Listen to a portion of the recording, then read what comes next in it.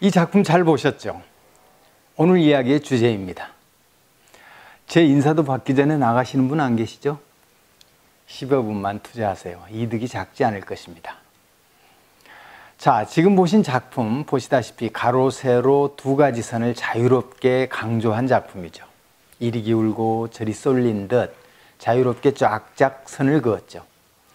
전설을 마치 행초서 쓰듯 운필을 했습니다.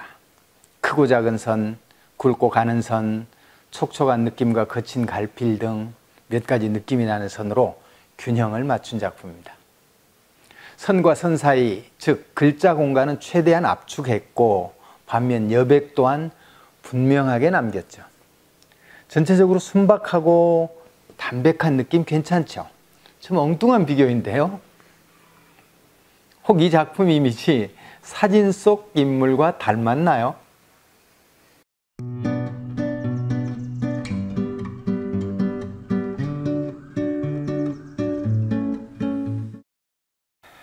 안녕하십니까, 산나루 서생입니다. 혹 더러 현실이 너무 복잡하다는 생각이 들 때가 있으시죠? 복잡한 현실로부터 속박받는다는 생각이 들 때가 있지요. 이 속박 어디서 온 것일까요? 곰곰이 생각해 보면 이유를 모를 리 없건만은 알면서도 툴툴 털어버리기 쉽지 않은 것이 속박이고 우리네 살아가는 현실입니다. 자, 오늘은 현실에서 담백하게, 아주 담백하게 사는 두 가지 방법을 찾아보려고 합니다. 앞에서 보여드린 작품이 복잡한 세상 담백하게 사는 방법 두 가지를 찾는 키워드입니다. 왜일까요? 그보다 먼저 어떤 생각이 드세요? 이런 식의 작품 구성 말이죠. 작가가 계산한 것일까요? 그렇지 않으면 우연히 쓰다 보니까 그렇게 이루어진 것일까요? 어쨌든 인물의 이미지와 닮은 서예 작품, 어떤 생각이 드세요? 창의성에 관심을 가지신 분들은 매우 흥미로울 대목입니다. 또 창의성이라는 단어가 제게서 나오는데요. 사실 서예처럼 창의성이 필요한 예술도 드물 것입니다. 아는 글씨, 검은 먹 한 가지, 얼핏 단순하기 때문에 고도의 창의성이 필요합니다. 그래서 손글씨뿐만 아니라 디자인 하시는 분들도 서예를 깊이 들여다보세요. 컨텐츠를 찾는 유튜버들도 서예에 깃든 창의성을 살피면 새로운 아이디어가 쭉쭉 솟구칠 것입니다. 위 의문에 따른 작가의 생각을 말씀드리죠. 위 작품과 같은 컨셉트, 처음부터 당연히 제가 구상한 것입니다. 100% 의도대로 된 것이냐, 그것에 대해서는 작가인 저도 확신을 드릴 수는 없습니다. 초상화처럼 모습을 그려내는 게 서예가 아니니까요. 작품의 글자는 아시다시피 안시처순 네자입니다. 안시처순은 현재를 편안히 여기고 처한 상황에 순응하다라는 뜻입니다. 작품이 전서형이라서 읽기 어려우신가요? 혹 읽으려고 하지 않는 것도 현대서예의 감상 방법입니다. 이미지에 먼저 다가가 보세요. 서예 감상이 훨씬 더 흥미로울 것입니다. 서예도 원칙적으로 보는 것을 중시하는 예술이거든요. 저는 작품을 창작할 때 대체로 글씨체에 묶이지 않습니다. 필요하면 한 글자 안에서도 다른 체의 획을 섞기도 합니다. 읽기 쉬운 글자 형식에 연연하지 않는 거죠. 작품을 어떤 이미지로 드러낼 것인가, 그것을 최우선으로 삼습니다. 위 구절은 선택하는 순간 소박함과 담백함을 떠올렸죠. 물론 그렇게 하게 된 강력하고도 흥미로운 배경이 있고요. 이 배경은 바로 앞에서 보신 그 인물입니다. 바로 지금을 편히 여기는 것, 이것을 안시라고 합니다. 지금 처한 상황에 순응하는 것, 이것을 처순이라고 하죠. 안시처순, 즉 바로 지금을 가장 행복한 때라 여기고 지금 처한 상황에 순응한다면 까닭없는 슬픔이나 과도한 유희가 끼어들지 않는다고 했습니다. 고전은 이것이 세상 속박으로부터 자유를 얻는 경지라고 설명합니다. 바로 자연주의 철학자 장자가 양생주 편에서 밝힌 내용이죠. 바로 오늘 우리가 찾으려고 하는 답, 복잡한 세상 담백하게 사는 두 가지 방법은 바로 아프의 작품 넉 자가 해답입니다. 첫째, 바로 지금을 편히 여기는 것입니다. 일체유심조, 인간사 다 마음먹게 달렸다고 하니 복잡함을 떨치고 지금을 편히 여기시는 것이야말로 지혜지요. 둘째, 처한 상황에 순응하는 것입니다. 처한 상황을 거스른다고 해서 시계가 거꾸로 돌지는 않으니 지금 처한 상황에 순응해야 하죠. 사실 돌아보면 이런 결론 여러분들이 이미 다 알고 있는 것입니다. 사실 알면서 떠들치기 어렵고 현실에서 실천하기 쉽지 않은 것이 그 담백함이죠. 그래서 저는 여기서 이야기를 끝내지 않으려고 합니다.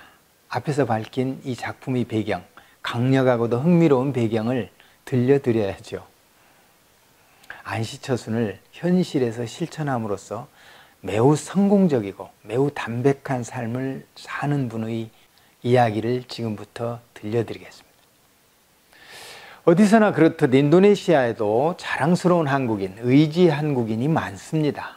앞 작품의 배경이 되신 분은 2013년 한국인 최초로 인도네시아의 4성급 호텔을 세운 박재한 회장입니다. 그는 인정받는 봉제회사 BPG의 설립자입니다. 22년째 경영하고 있죠. 2017년 7월에는 대규모 물류 창고 회사 BPG 로지스틱을 창설했습니다. 또 하나 새 이정표를 우뚝 세운 셈이죠. 이 물류 창고는 현재 인도네시아 전역에 지평을 넓히고 있는 롯데마트가 모든 물류의 중심기지로 삼고 있습니다. 박재한 회장은 사회활동도 광폭입니다. 그는 현재 인도네시아 전역 300여 개 회원사를 거느린 인도네시아 한국봉제협의회 회장입니다. 충청북도 충주를 중심으로 열린 2017년 98회 전국체전 때는 인도네시아 교포선수단 단장을 역임했습니다. 선수단과 임원, 교민 응원팀을 아울러 리드했죠. 그의 열정과 헌신은 큰 성과를 거두었습니다. 금메달 5개라는 전에 없던 성적으로 드러났죠. 또 금메달리스트들에게는 상당 금액의 사비를 쾌척해 격려함으로써 멋지게 맺어졌습니다. 바로 얼마 전에는 3년 임기 제-인도네시아 한인회장에 당선이 되기도 했습니다. 그는 한마디로 지금을 편히 여기고 처한 상황에 순응하는 데는 정말 대가입니다. 충청북도 괴산 시골 출신으로서 씨를 뿌릴 때와 거둘 때가 엄연하다는 것을 잘 알고 있습니다. 그런데 그가 열대나라 인도네시아에 살면서는 대부분 품종이 파종과 수확기가 자유롭다는 것도 알았다고 합니다. 그래서 모든 결실이란 단숨에 이루어진 것이 아님을 보고 느꼈다고 합니다. 작은 열매 하나도 싹이 트고 자라며 익는 기간이 꼭 필요하다는 것을 깨우친 것이지요. 그의 성공은 깨달은 것으로 그치지 않고 적절한 실천이 밑바탕이 되었고요. 박재한 회장은 변함없이 ING, 즉 진행형입니다.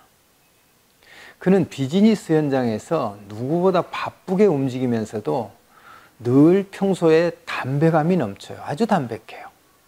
아주 유연하죠.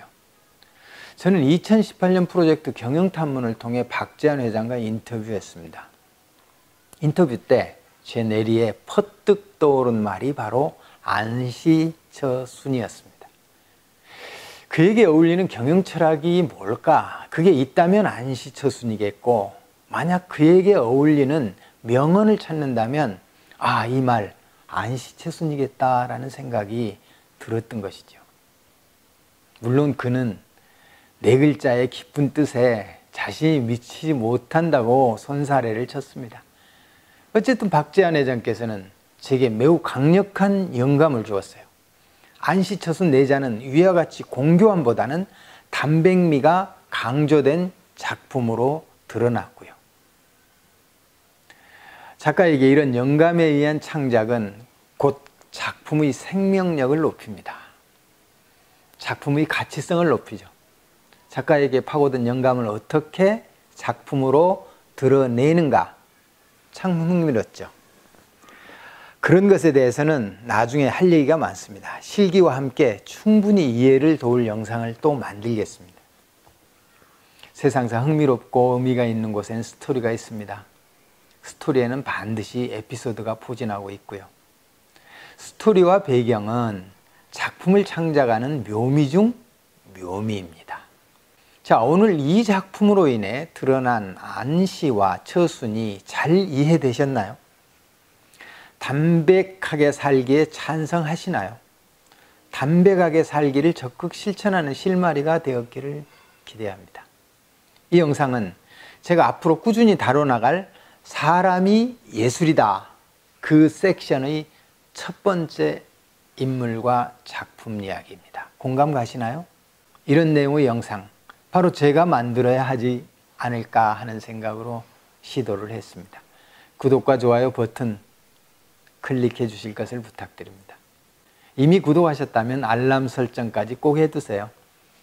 지메일을 사용하지 않는 분들에게는 구독 절차가 복잡한 모양이더라고요. 그렇더라도 저를 위해 잠시 짬을 내주시죠.